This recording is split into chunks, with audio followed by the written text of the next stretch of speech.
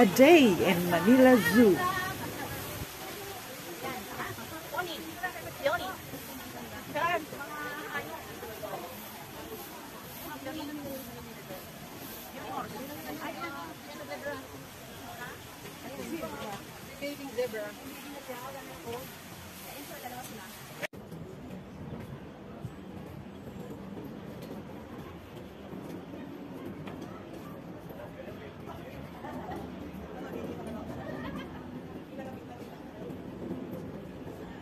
Ano ba ang totoo niya ng ulan? Auschwitz. Ayan, guys, no? Ang laki naman, no? Ito, hindi lang naman nakata.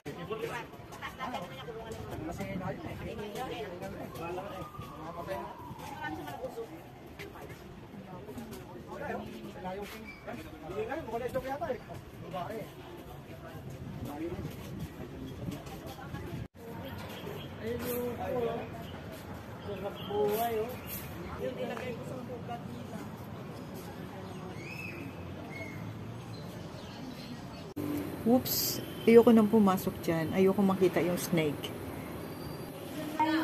Takot din ako sa crocodile, pero hindi naman to gumagalaw. Magalit. Ano daw? Huwag raw katukin yung mirror para hindi raw magalit. Ikot tayo dito. May coffee shop din dito. Ayun, medyo malawak din. Ayan, may mga tao pala dito. Mayroon din silang fountain. Siguro maganda dito sa gabi. Yung fountain na yun, maganda tingnan.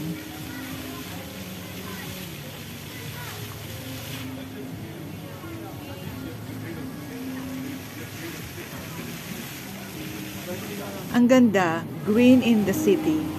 Thank you guys for watching. Bye!